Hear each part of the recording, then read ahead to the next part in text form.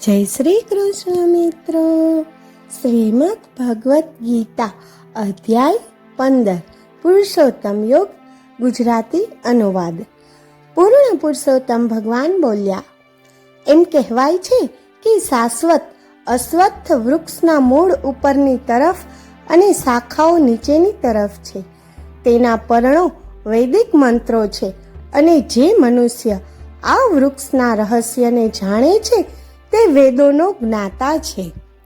વૃક્ષની શાખાઓ ઉપરની તરફ તથા નીચેની તરફ વિસ્તરે છે અને ઇન્દ્રિયોના વિષયો રૂપી નાજુક કડીઓ સાથે 3 ગુણોથી પોષણ પામે છે. નીચેની તરફ લટકતા મૂળો મનુષ્ય દેહમાં કર્મના પ્રવાહનું કારણ છે અને તેની નીચેની શાખાઓ માનવ જગતમાં કાર્મિક બંધનોનું કારણ છે. આ વૃક્ષના વાસ્તવિક સ્વરૂપની અનુભૂતિ આ જગતમાં થતી નથી. ન તો એનો આદિ છે કે ન તો તેનો અંત છે કે ન તો તેનું નિરંતર અસ્તિત્વ છે, પરંતુ આ સુદ્રઢ મૂળો ધરાવતા અશ્વત્થ વૃક્ષને દ્રઢ વિરક્તિના સશક્ત શસ્ત્ર વડે કાપી નાખવું જોઈએ. પશ્ચાત મનુષ્યે આ વૃક્ષનો આધાર શોધવો જોઈએ, જે સ્વયં ભગવાન છે, જેમાંનામાંથી બ્રહ્માંડની ગતિવિધિઓનો અનાદિકાળથી પ્રવાહ વહે છે. તેમનું શરણ ગ્રહણ કરીને મનુષ્ય આ જગતમાં પાછો ફરતો નથી. જે લોકો મિથ્યાભિમાન તથા મોહથી મુક્ત છે, જેમણે આસક્તિના દોષો પર વિજય પ્રાપ્ત કર્યો છે, જેઓ નિત્ય આત્મા અને ભગવાનમાં જ નિવાસ કરે છે, જેઓ ઇન્દ્રિયોના ભોગની કામનાઓથી મુક્ત થયેલા છે અને સુખ અને દુઃખના દ્વંદ્વોથી પરે છે, એવી મુક્ત વિભૂતિઓ મારા શાશ્વત ધામને પ્રાપ્ત કરે છે. ન તો સૂર્ય કે ન ચંદ્ર કે ન અગ્નિ મારા પરમધામને પ્રકાશિત કરી શકે છે. ત્યાં ગયા પશ્ચાત કોઈ આ માયિક વિશ્વમાં પુનઃ પરત આવતું નથી. આ માયિક સંસારમાં દેહધારી આત્માઓ મારા અતિ સૂક્ષ્મ અંશ છે, પરંતુ માયિક પ્રકૃતિથી બદ્ધ તેઓ મન સહિતની 6 ઇન્દ્રિયો સાથે સંઘર્ષ કરે છે. જે રીતે વાયુ સુગંધને એક સ્થાનેથી બીજે સ્થાને લઈ જાય છે, તેવી રીતે દેહધારી આત્મા જ્યારે તે જૂના શરીરનો ત્યાગ કરે છે અને નવા શરીરમાં પ્રવેશ કરે છે, ત્યારે તેની સાથે મન તથા ઇન્દ્રિયોને લઈ જાય છે. કર્ણ, નેત્રો, ત્વચા, જીહવા અને નાક કે જે મનની આસપાસ જૂથમાં એકત્રિત થયેલા હોય છે, તેમના પ્રત્યક્ષીકરણનો ઉપયોગ કરીને આત્મા ઇન્દ્રિય વિષયોનો ભોગ કરે છે.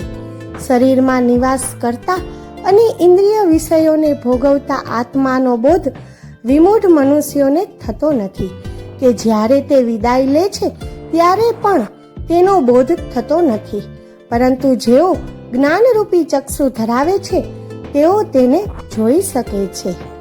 ભગવત પ્રાપ્તિ માટે પ્રયાસ કરી રહેલા યોગીઓ પણ શરીરમાં પ્રતિષ્ઠાપિત આત્માની અનુભૂતિ કરવા માટે સમર્થ હોય છે, પરંતુ જેમનું મન વિશુદ્ધ હોતું નથી તેઓ એમ કરવાનો પ્રયાસ કરે તો પણ તેમને તેની જાણ થતી નથી.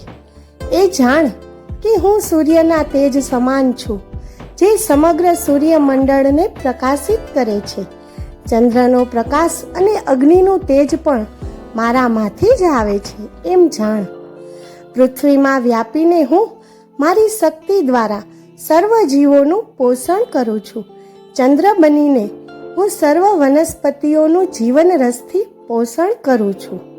એ હું છું જે સર્વ જીવોના ઉદરમાં જઠરાગ્નિ સ્વરૂપ ધારણ કરું છું અને શ્વાસ પ્રશ્વાસના સંયોજનથી 4 પ્રકારના ખોરાક બનાવું છું અને પચાવું છું. હું સર્વ જીવોના અંતઃકરણમાં સ્થિત છું અને મારામાંથી સ્મૃતિ, જ્ઞાન તેમજ વિસ્મૃતિ ઉત્પન્ન થાય છે. એકમાત્ર હું જ સર્વ વેદો દ્વારા જાણવા યોગ્ય છું. હું વેદાંતનો રચયિતા છું તથા વેદોના અર્થનો જ્ઞાતા છું. સૃષ્ટિમાં 2 પ્રકારના જીવો હોય છે, ક્ષર તથા અક્ષર. સર્વ નશ્વર જીવો માયિક પ્રદેશમાં હોય છે અવિનાશી જીવો મુક્ત જીવો હોય છે. તેનાથી અતિરિક્ત એક પરમ દિવ્ય વિભૂતિ છે જે અવિનાશી પરમ આત્મા છે. તેઓ અપરિવર્તનીય નિયંતા સ્વરૂપે 3 લોકમાં પ્રવેશ કરે છે તથા સર્વ જીવોનું પાલન કરે છે. હું નશ્વર સાંસારિક પદાર્થો તથા અવિનાશી આત્માથી પણ અનુભવાતીત છું. તેથી વેદો અને સ્મૃતિઓમાં મને પરમ દિવ્ય પુરુષ સ્વરૂપે પ્રતિષ્ઠાપિત કરાયો છે. જે લોકો સંશય રહિત થઈને મને પૂર્ણ પુરુષોત્તમ ભગવાન સ્વરૂપે જાણે છે તેઓ વાસ્તવમાં પૂર્ણ જ્ઞાનથી યુક્ત છે. હે અર્જુન, તેઓ પૂર્ણપણે સર્વ ભાવોથી મારી ભક્તિ કરે છે.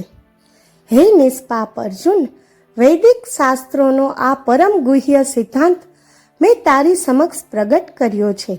આ સમજીને કોઈ પણ મનુષ્ય પ્રબુદ્ધ થઈ જાય છે તથા પોતાના પ્રયાસોમાં કૃતકૃત્ય થઈ જાય છે.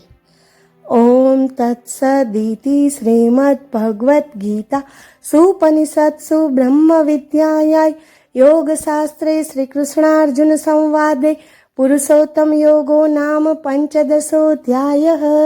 શ્રી કૃષ્ણાર્પણમસ્તુ. જય શ્રી કૃષ્ણ. જય દ્વારકાધીશ.